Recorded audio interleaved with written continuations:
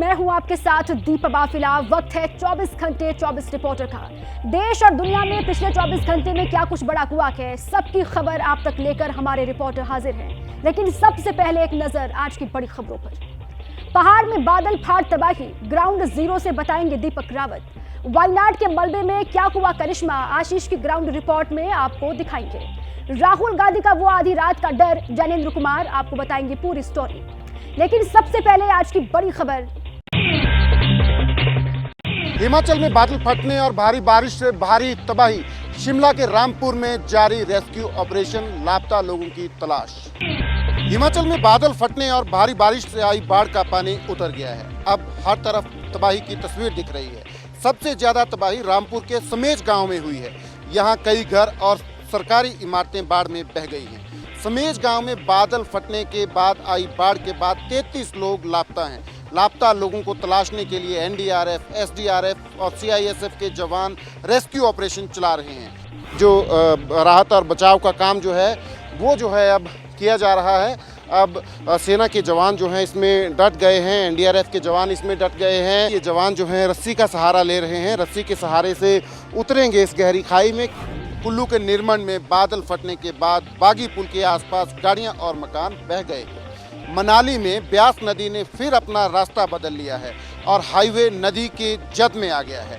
बाढ़ और बारिश की वजह से चंडीगढ़ मनाली हाईवे जगह जगह लैंडस्लाइड के चलते बंद है। इस बार के जो क्लाउड बस्ट हुआ वो एक रेंज में 5 क्लाउड बस्ट हुए और ये एक छोटा सा नाला था और इस छोटे से नाले में आप ये अंदाजा लगाओ कि तकरीबन ये नाला नहीं है, ये नदी बन गई है।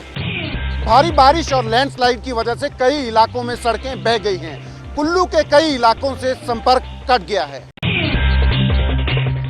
उत्तराखंड में मूसलाधार बारिश, लैंडस्लाइड और बादल फटने से भारी तबाही हुई है। केदारनाथ यात्रा रोकी गई, रास्ते में फंसे हजारों यात्रियों को निकाला गया। डराने वाली ये तस्वीरें उत्तराखंड के सोनप्रयाग की हैं। यहाँ गौरीकुंड से पहले मुनकटिया के पास लैंडस्लाइड हुआ। सोनप्रयाग में उसी जगह पर लैंडस्लाइड हुआ जहाँ हाईवे पूरी तरह से बह गया है। लैंडस्लाइड के बाद कुछ देर के लिए रेस्क्यू ऑपरेशन को रोक दिया गया। हालात सुधरने के बाद यहाँ रेस्क्यू का काम फिर शुरू हुआ। टिहरी में चारधाम यात्रा के रास्ते में पड़ने वाले घनसाली के जखनियाली और नौताड़ में बादल फटने से भारी तबाही हुई है। हादसे के बाद कई गांवों का संपर्क भी टूट गया था। बादल फटने से 3 लोगों की मौत भी हो गई। यहाँ पर दरअसल एक भरपूर गांव हुआ करता था। 5 से 6 मकान इस जगह पर थे जो पूरी की पूरी तरह से मलबे के नीचे दब चुके हैं। इस जगह पर 3 लोगों की मौत भी हुई है। तीनों एक ही परिवार के थे। बादल फटने और लैंडस्लाइड के कारण केदारनाथ यात्रा 3 अगस्त तक रोक दी गई है। केदारधाम के पैदल रूट पर लिंचोली और भीमबली में अलग अलग जगह फंसे 5000 लोगों को रेस्क्यू किया गया। लिंचोली और भीमबली में लगभग 500 लोग हैं। उनको निकालने की कार्रवाई सुबह से जारी है। कल 700 से अधिक लोगों को निकाला था। आज वहां पे 4 हेलीकॉप्टर लगाए गए हैं जो लगातार रेस्क्यू का काम कर रहे हैं।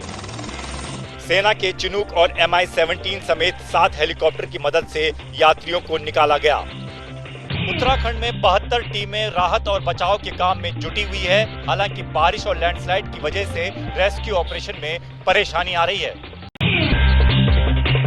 भारी बारिश से मध्य प्रदेश के कई जिलों में बाढ़ जैसे हालात, गांव में घुसा पानी, घर और रास्ते डूबे, बर्बाद हुई फसलें। भारी बारिश से मध्य प्रदेश में नर्मदा समेत दूसरी नदियां उफान पर हैं। मंडला का जैजम नाला ओवरफ्लो कर रहा है। यहाँ सिंझोरा राजो रोड बंद हो गया है। नर्मदा में पानी बढ़ने से चाबी झंडा टोला रोड बंद कर दिया गया है। नर्मदा नदी पर बना छोटा पुल रपटा भी डूब गया है।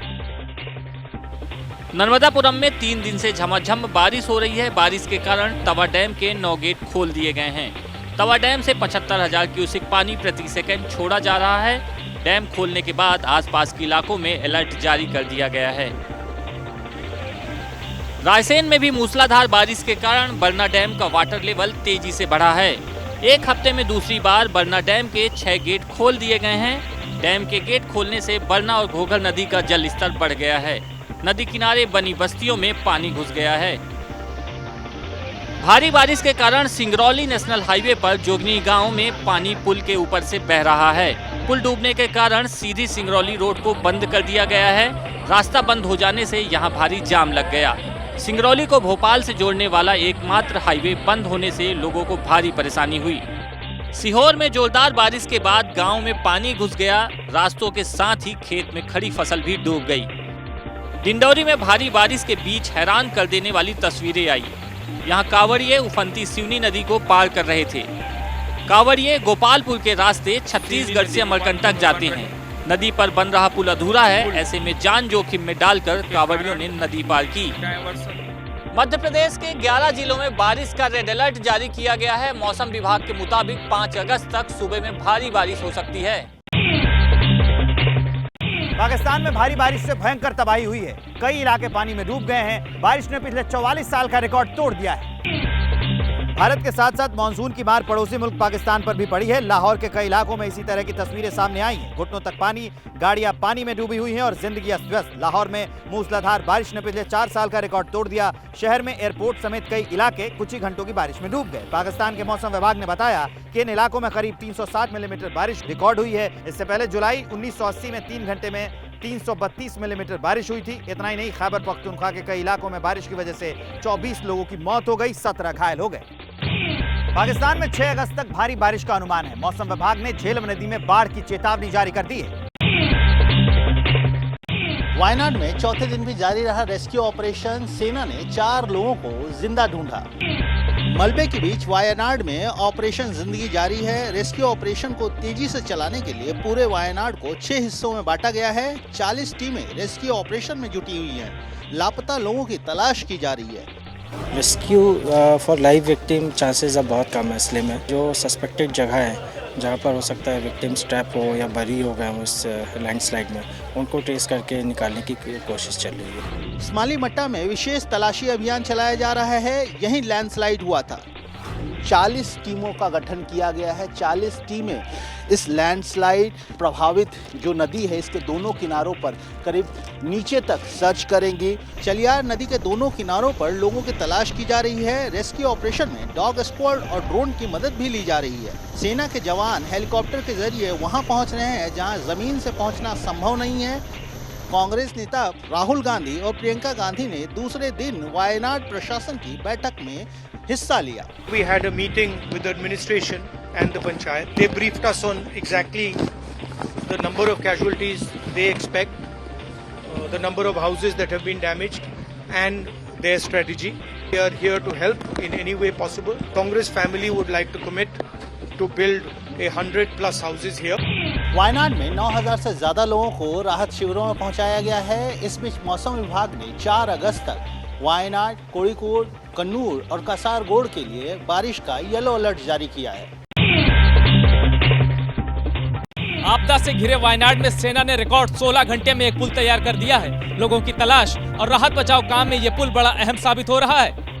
जो पुल वायनाड की विनाश लीला में तबाह हो गया था, उस पुल को फिर से बांधने का काम युद्ध स्तर पर हुआ। सेना के इंजीनियर्स रेजिमेंट ने चुनौती भरा काम अपने हाथ में लिया।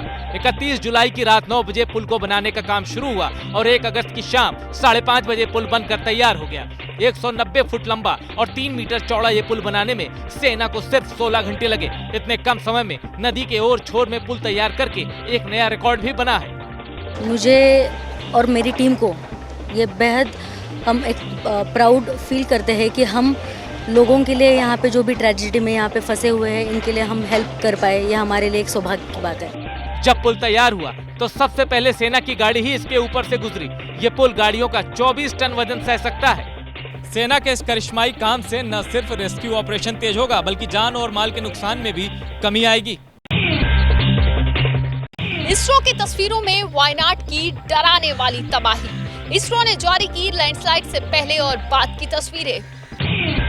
वायनाड में 29-30 जुलाई की रात 2 बजे से 4 बजे के बीच आई तबाही कितनी भयानक थी, इसरो की तरफ से जारी की गई तस्वीरें बता रही हैं। लैंडस्लाइड से पहले और बाद की तस्वीरों से पता चल रहा है कि 86,000 वर्ग मीटर की जमीन खिसक गई। करीब 8 किलोमीटर तक मलबा बहा और जो भी सामने आया वो मलबे में समा गया।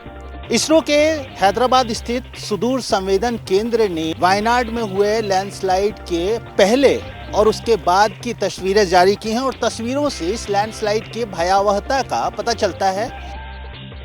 इसरो ने पहली तस्वीर कार्टोसैट उपग्रह से 22 मई को ली थी, जबकि दूसरी तस्वीर रीसेट उपग्रह से लैंडस्लाइड के एक दिन बाद ली थी। तस्वीर में साफ दिख रहा है कि 30 जुलाई की रात लैंडस्लाइड के दौरान जमीन खिसक गई थी। मलबे के असर से नदी में उफान आया और सब कुछ बह गया।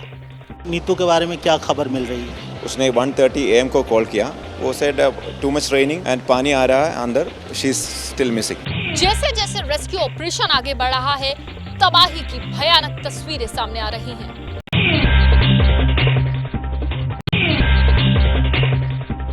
महाराष्ट्र में एक बार फिर होर्डिंग गिरने का हादसा हुआ है। ठाणे में बारिश के दौरान कैसे एक भारी भरकम होर्डिंग गिर गया, फिर क्या हुआ खुद देखिए। सुबह के करीब 10 बजे का वक्त था। तेज बारिश हो रही थी। बारिश से बचने के लिए कुछ लोग कोने से छज्जा के नीचे खड़े थे। इसी दौरान पुलिस की एक गाड़ी गुजरती है, फिर तेज बिजली चमकती है और बड़ा सा होर्डिंग भरभरा कर धराशायी हो जाता है। होर्डिंग ऑटो के ऊपर गिरता है। ऑटो वाले ने भागकर जान बचाई। एक लड़की भी हादसे में बाल बाल बची, लेकिन कुछ लोग होर्डिंग के नीचे दब जाते हैं। इसी साल 13 मई को मुंबई के घाट कोपर इलाके में 250 टन वजनी होर्डिंग गिर गया था, जिसमें 17 लोगों की जान चली गई थी। मामला सुप्रीम कोर्ट तक पहुंचा था। राहुल गांधी ने अपने ऊपर ईडी की कार्रवाई की आशंका जताई है। राहुल ने सोशल मीडिया पर लिखा, शायद सरकार को उनका चक्रव्यूह वाला भाषण पसंद नहीं आया। आधी रात को सोशल मीडिया एक्स पर पोस्ट कर राहुल गांधी ने लिखा, जाहिर है 2-in-1 को मेरा चक्रव्यूह वाला भाषण पसंद नहीं आया है। मुझे ईडी के अंदरूनी सूत्रों से पता चला है कि मेरे खिलाफ छापेमारी की प्लानिंग चल रही है। मैं चाय और बिस्किट के साथ ईडी का बाहें फैलाकर इंतजार कर रहा हूं।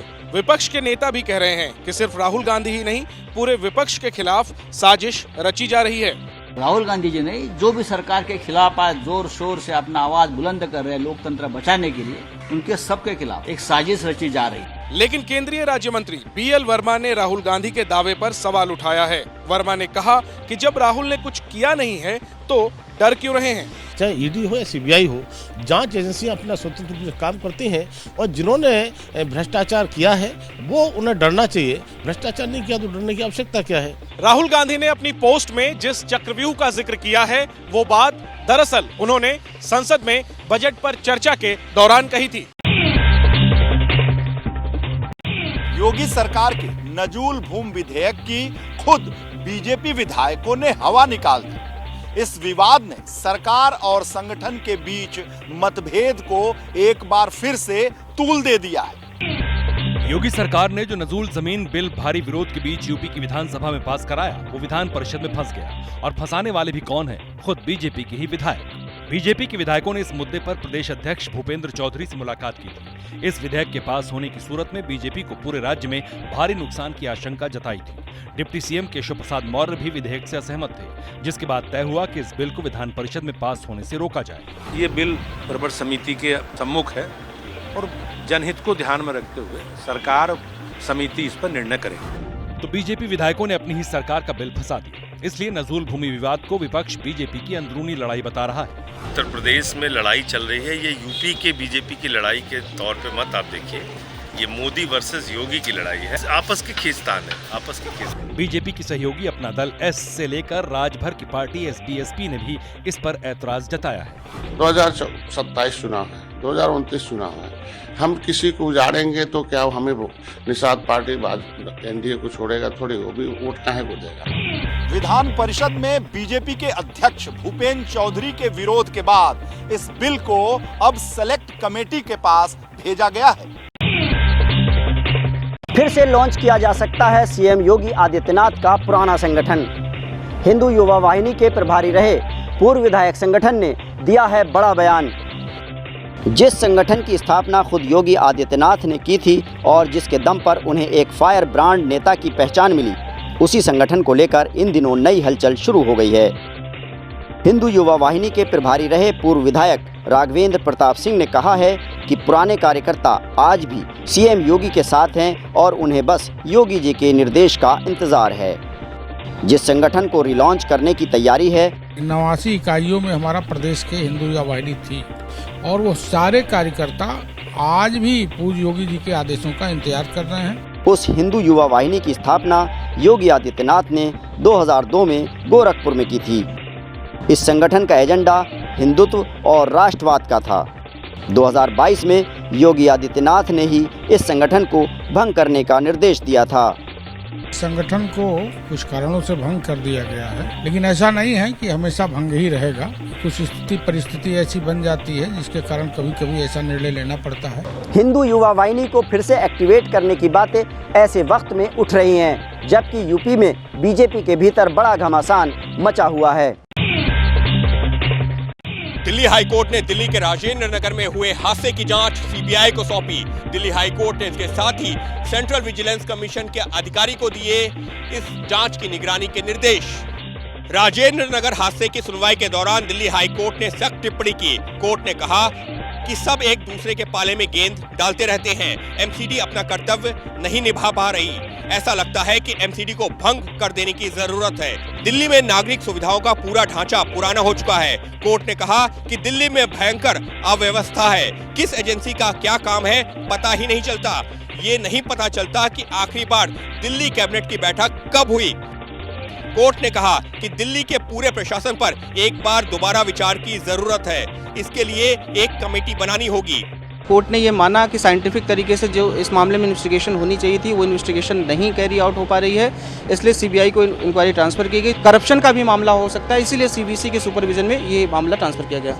कोर्ट ने दिल्ली पुलिस को फटकार लगाते हुए कहा कि गनीमत है कि जैसे आपने गाड़ी के ड्राइवर को गिरफ्तार किया, वैसे पानी का चालान नहीं काट दिया। पूरा मामला आपराधिक लापरवाही का है। मैं उम्मीद करती हूँ कि सीबीआई जल्द से जल्द जांच करेगी, क्योंकि बहुत सारी ऐसी सीबीआई जांच हो रही है जो कंक्लूड नहीं होती है, इनकी रिपोर्ट नहीं आती है। टाइम बाउंड मैनर में हो जाए और जो भी इसके जिम्मेदार है उस पर कार्रवाई की जाए। दिल्ली हाईकोर्ट ने अपने आदेश में कहा है कि इस मामले में भ्रष्टाचार निरोधक कानून की धाराओं के तहत कार्रवाई होनी चाहिए। इतना ही नहीं, कोर्ट ने अपने आदेश में यह भी कहा है कि दिल्ली के चीफ सेक्रेटरी की अध्यक्षता में जो कमेटी बनाई गई है वो 4 हफ्ते में अपनी रिपोर्ट कोर्ट के सामने पेश करे। राजेंद्र नगर कोचिंग हादसे में जान गंवाने वाले छात्रों के लिए इंसाफ की मांग कर रहे छात्रों का आंदोलन जारी है। मुआवजे और कोचिंग रेगुलेशन कानून की मांग कर रहे हैं छात्र। हादसे में जान गंवाने वाले 3 छात्रों के लिए इंसाफ की मांग कर रहे छात्रों का आंदोलन जारी है। छात्र मांग कर रहे हैं कि हादसे में मरने वाले 3 छात्रों के परिवार को 5-5 करोड़ का मुआवजा दिया जाए। हादसे की जिम्मेदारी तय की जाए, दोषी अधिकारियों पर कार्रवाई हो, जांच की जानकारी समय समय पर साझा की जाए। दिल्ली सरकार कोचिंग रेगुलेशन बिल 2 महीने में पेश करे।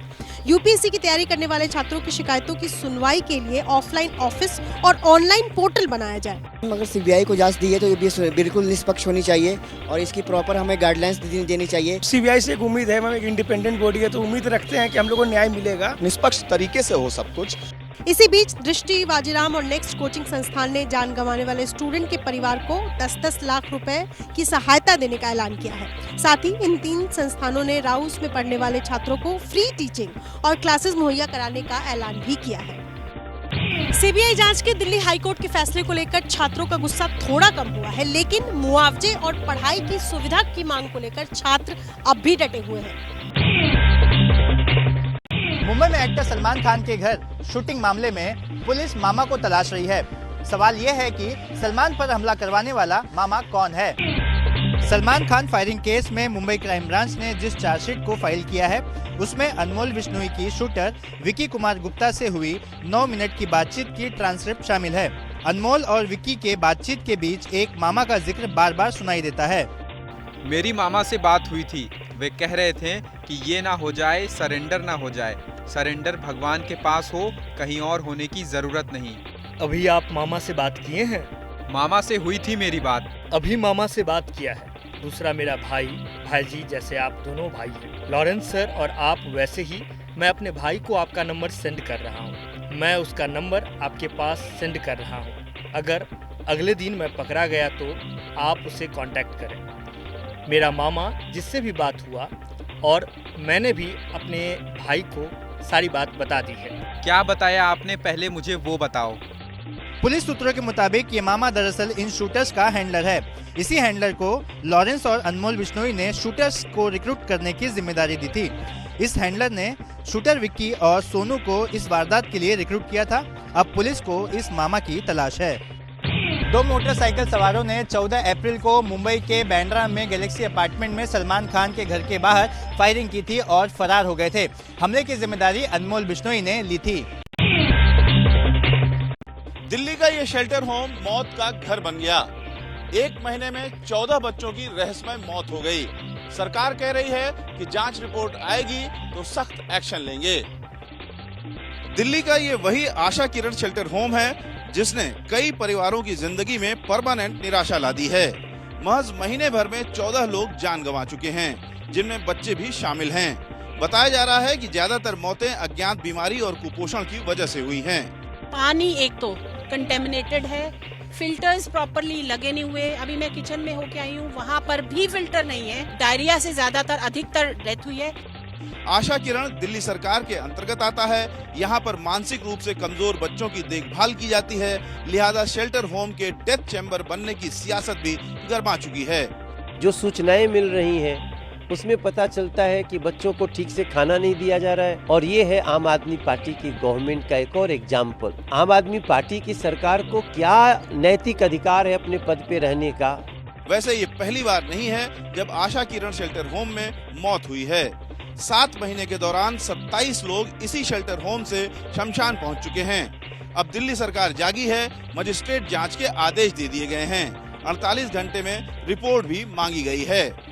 बहुत ही गंभीर, बहुत ही सीरियस मैटर है, और इन डेथ्स में इंक्वायर करने के लिए जैसे ही ये खबर आई तुरंत एक मैजिस्ट्रियल इंक्वायरी इंस्टीट्यूट कर दी गई है। 14 मरने वालों में 12 से 20 तक की उम्र के हैं। सवाल यह है कि क्या मौत की असली वजह छिपाने की कोशिश हो रही है।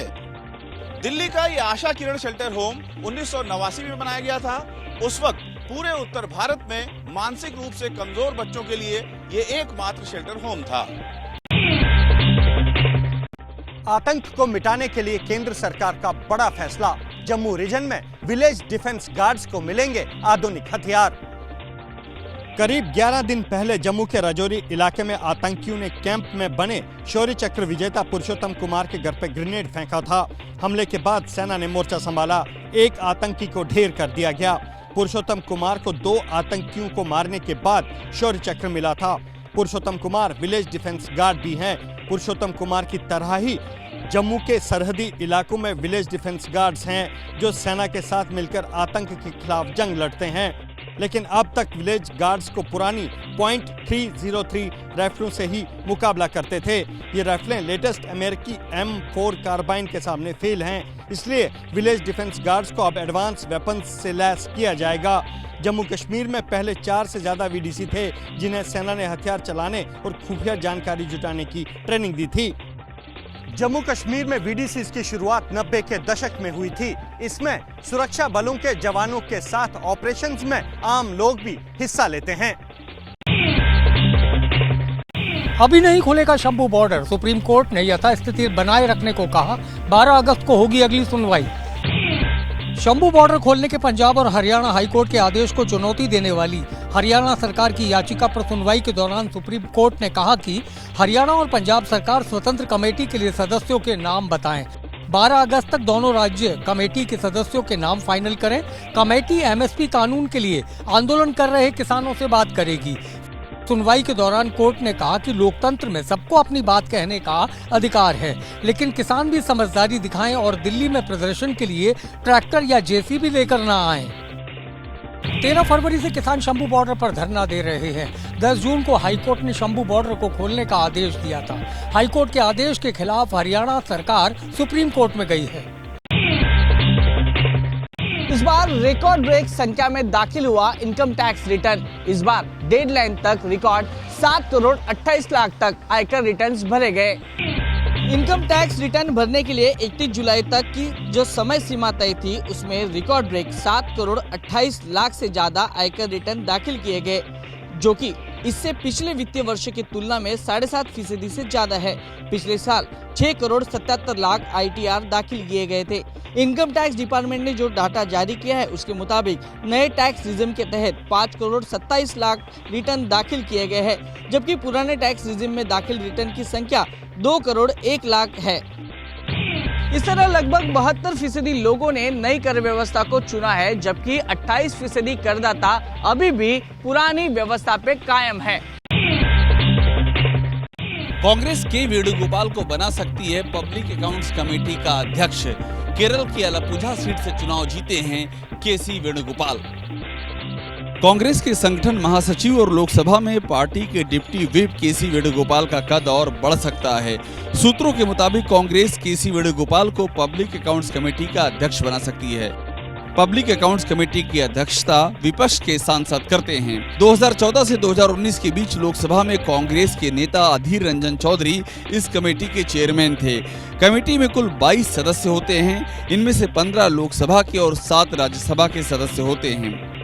पब्लिक अकाउंट्स कमेटी सरकार के आय और खर्च का आकलन करती है। ये कमेटी सीएजी की ओर से पेश की गई रिपोर्ट्स की जांच भी करती है और ऐसे में पब्लिक अकाउंट्स कमेटी के अध्यक्ष का पद बेहद ही अहम हो जाता है।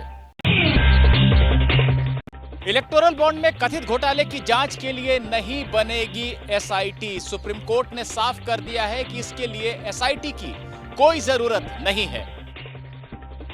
सुप्रीम कोर्ट में जो याचिकाएं दायर हुई थी उनमें कहा गया कि इलेक्टोरल बॉन्ड के जो आंकड़े सार्वजनिक हुए उसमें कई गड़बड़ियां पता चली हैं। सरकार से फायदा लेने के लिए कंपनियों की तरफ से राजनीतिक दलों को चंदा देने की बात सामने आई है। याचिकाकर्ता ने राजनीतिक दलों और कंपनियों के खिलाफ जांच करवाने, गलत तरीके से लिए गए पैसों को जब्त करने, कंपनियों के खिलाफ जुर्माना लगाने और कोर्ट की निगरानी में एसआईटी बनाने की मांग की। इस मामले में लगभग आधा घंटे तक चली सुनवाई के बाद चीफ जस्टिस ने आदेश सुनाया। चीफ जस्टिस डीवाई चंद्रचूड़ की अध्यक्षता वाली बेंच ने कहा, अभी ऐसा नहीं लगता कि कोर्ट सीधे जांच करवाना शुरू कर दे। जिन मामलों में शक है उनके लिए दूसरे कानूनी विकल्प देख सकते हैं। राजनीतिक दलों से चंदे की राशि जब्त करने के लिए कहना हमें जरूरी नहीं लगता। एसआईटी के गठन की अभी कोई जरूरत नहीं है। सुप्रीम कोर्ट ने कहा कि जिन मामलों में एजेंसी जांच नहीं करती या जांच को बंद कर देती है उसके खिलाफ शिकायतकर्ता हाईकोर्ट जा सकता है। और इसी के साथ ही 24 घंटे 24 रिपोर्टर में आज के लिए बस इतना ही। अब आपसे मुलाकात होगी सोमवार को। बाकी देश दुनिया की तमाम बड़ी खबरों के लिए आप बने रहे हमारे साथ, देखते रहें एबीपी न्यूज। जैसे ही घड़ी का काटा दोपहर 2:30 पे आए, बबीता जी का दिल सास बहू साजिश के लिए मचल जाए। और ये है इनकी बहू, पूरे दिन ऑफिस की टेंशन हो जाए गॉन जब ये करें अपना फेवरेट शो फ्री टाइम पे ऑन।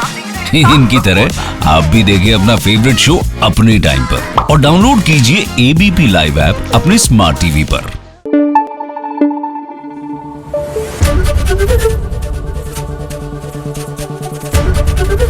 एबीपी न्यूज आपको रखे आगे।